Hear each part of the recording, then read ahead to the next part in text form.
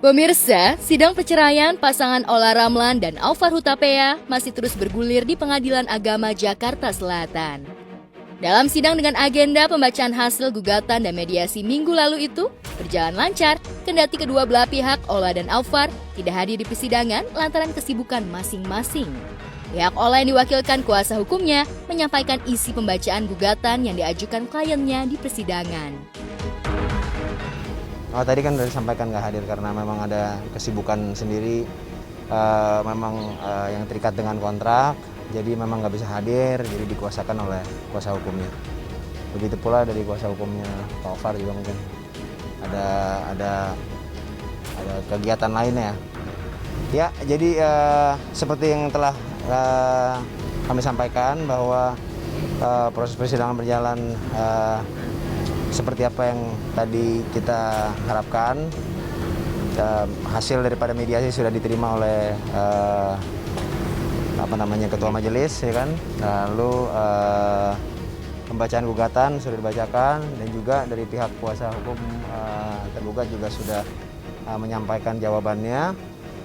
Lalu berikutnya proses akan berlanjut jawab-menjawabnya melalui e-court dan setelah itu kita lihat untuk jadwal berikutnya yaitu pembuktian. Mungkin setelah Lebaran. Dalam sidang lanjutan tersebut, selain menyampaikan isi gugatan perceraian, pihak Ola juga menyampaikan keinginannya untuk menuntut hak perwalian anak. Begitu pula dengan pihak Aufar yang juga menghendaki hal yang sama, menuntut hak perwalian dua anak hasil pernikahannya dengan Ola, yakni Alena Naira Hutapea dan Adrena Naira Hanna Hutapea. Bahwa secara prinsip ya semuanya akan diupayakan dengan baik. Tujuannya juga seperti apa yang disampaikan Pak Mediator, demi keluarga lah, demi anak-anak. Jadi kita upayakan terbaik, apalagi ini bulan Ramadan kan. Pemeliharaan anak sebagaimana mestinya sesuai dengan kompilasi hukum Islam dan juga tentang perwalian. Namun dari pihaknya Bapak Aufar juga ada menyampaikan permohonan untuk perwaliannya. Ya, kita lihat nanti repliknya seperti apa. Keinginan Ola untuk bercerai dengan suami yang dinikahinya hampir 10 tahun itu nampaknya sudah bulat dan tidak bisa ditawar-tawar lagi. Usaha majelis hakim untuk mendamaikan keduanya pun berakhir buntu. Seperti diketahui saat sidang mediasi minggu lalu, keduanya sempat hadir di persidangan untuk menjalani mediasi. Namun mediasi tersebut gagal dan Ola tetap pada pendiriannya untuk menggugat Aufar. Namun begitu, kedua belah pihak sepakat menyelesaikan perkara perceraian ini dilakukan secara baik-baik dan harmonis. Bapak Ketua telah sampaikan juga kepada kami pada saat mediasi juga ya, bahwa gagalnya itu dalam hal rujuk.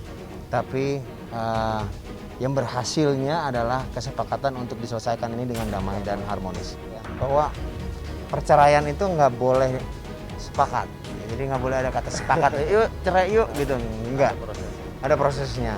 Makanya ada penggugat, tergugat. Kalau misalkan dari pihaknya laki melakukan itu ada pemohon dan termohon dan lain-lain.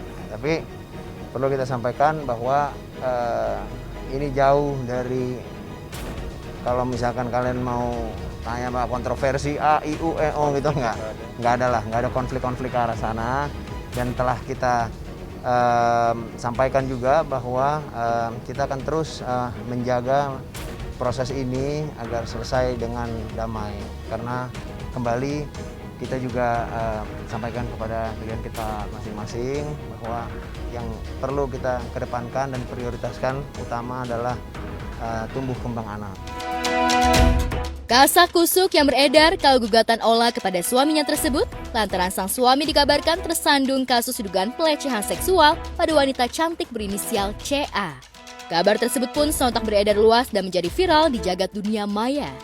Kabar tersebut diperkuat dengan instastory milik CA yang menuliskan dirinya mendapatkan perlakuan yang tidak menyenangkan dan akan menyeret ayah dua anak itu ke jalur hukum.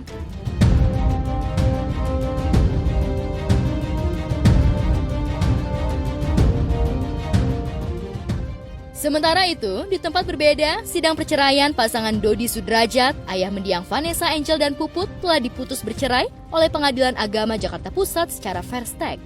Sidang yang rencananya beragendakan mendengarkan keterangan saksi, namun pihak Dodi sebagai tergugat tidak pernah hadir di persidangan, maka untuk itu majelis hakim memutuskan untuk langsung membacakan putusannya. Gugat cerai alhamdulillah ya selesai ya. Tadi untuk agendanya saksi ya, saksi kedua. Kemarin karena ada satu saksi, yang satunya berhalangan makanya hadir hari ini saksi kedua. Tadi juga udah ya alhamdulillah udah diputus ya oleh pengadilan secara perstek ya, mengabulkan gugatan penggugat sebagian perstek, menyatakan hak asuh anak berada kepada penggugat ya atau Mbak Puput ya, dan selebihnya ditolak karena hak atau biaya kehidupan untuk anaknya itu nggak dikabulkan. Udah nanti kita tunggu ya 14 hari ya, nanti ada perset dari pihak tergugat ya. Kalau sekarang kan udah putus ya, nanti dikasih waktu itu 14 hari untuk perset, ada perlawan ataukah dia nggak melakukan perset gitu loh. Kita tunggu dari pihak Pak Dodinya ya. Selain mengabulkan gugatan cerai Puput, hakim juga mengabulkan penggugat sebagian, salah satunya yaitu menyatakan hak asuh anak berada pada penggugat Puput. Sementara itu, terkait biaya hidup anak sekitar 10 juta per bulan yang diminta Puput tidak dikabulkan oleh majelis hakim. Kita hanya minta gugat cerai, hak asuh anak, ada juga kita masukkan untuk biaya anak ya.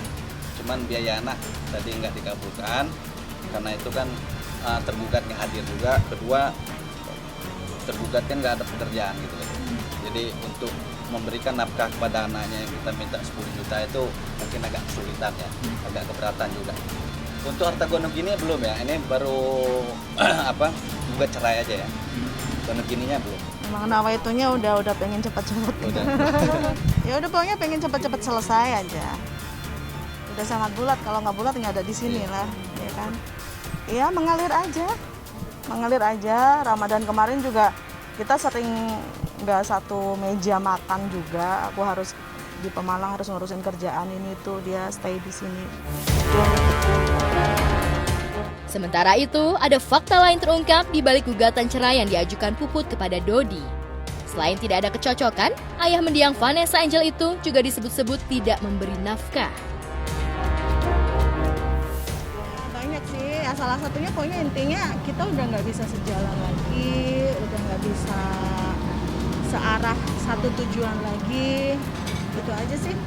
Kalau untuk nafkah aku nggak bisa ngomong tidak dinafkahin ya pokoknya dari 100% ya 10% lah ada nafkah dari dia. Sejak kapan tuh? Ya sejak kita menikah. Saya tuh sebelum menikah sama Dedi pun saya ada pekerjaan kan, saya ada bisnis walaupun nggak besar, tapi alhamdulillah bisa mencukupi kebutuhan saya, bisa mencukupi kebutuhan anak-anak saya. Jadi nggak kaget juga, udah terbiasa mandiri, udah biasa kerja keras sendiri dari dulu. Jadi pekerjaannya apa aku nggak tahu, tanya aja langsung sama dedinya.